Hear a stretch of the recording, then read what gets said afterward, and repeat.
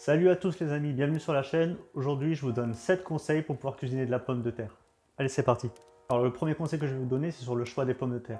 Alors, pour le choix, choisissez-les sans taches vertes, sans germes et qu'elles ne soient pas flétries. Mon deuxième conseil pour les pommes de terre, c'est sur les variétés. Alors, vous savez, sur les pommes de terre, vous avez deux variétés. Vous avez les variétés à chair farineuse et les variétés à chair ferme. Donc, les variétés à chair ferme, ce sera pour vos cuissons sur les pommes de terre quand vous voulez que la pomme de terre se tienne à la cuisson en fait. Donc vous choisissez les pommes de terre à chair ferme pour faire vos pommes vapeur, vos gratins dauphinois. Et les pommes de terre à chair farineuse, c'est pour vos frites, pour vos potages ou pour vos préparations quand vous vous en fichez qu'elles ne se tiennent pas à la cuisson en fait. Alors, sur beaucoup de sites, ils disent d'utiliser des pommes de terre à chair farineuse pour faire vos purées.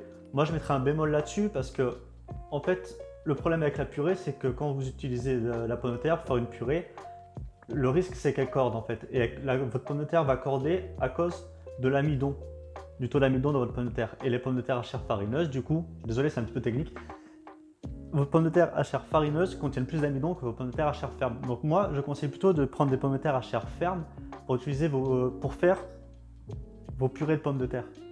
Et d'ailleurs, c'est pas pour rien que le chef Joël Robuchon utilise de la pomme de terre rate pour faire ses purées. La pomme de terre rate, c'est une pomme de terre à chair ferme. Donc excusez-moi, mais Joël Robuchon, c'est quand même pas Jules Clodo. Quand il dit quelque chose, il faut l'écouter. Point.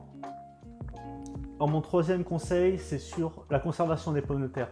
Conservez-les dans un endroit sans lumière, à l'abri de la lumière, dans une toile de jute, si possible. C'est vraiment le top pour conserver les pommes de terre.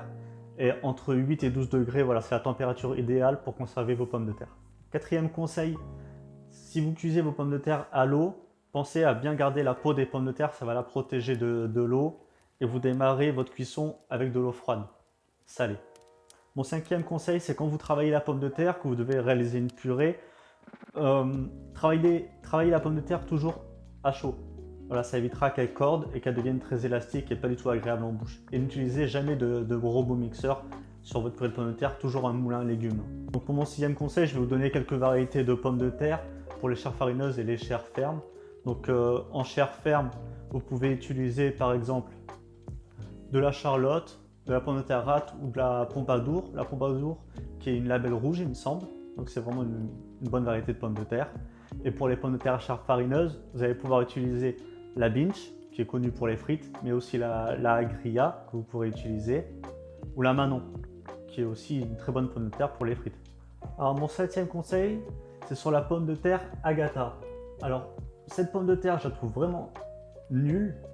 Vous faites des frites avec, elles sont pas croustillantes, elles sont dorées mais elles sont pas croustillantes. Et vous voulez faire une purée ou quoi que ce soit avec, elles cordent comme une autre pomme de terre. Donc n'utilisez pas la pomme de terre Agatha, vous allez en trouver à la pelle dans tous les magasins. Mais vraiment cette pomme de terre, il y a 10 fois mieux. N'utilisez pas cette pomme de terre. Donc voilà, c'est tout pour cette vidéo. Je vous remercie de l'avoir regardé. Je vous donne rendez-vous pour une prochaine vidéo. Allez, ciao!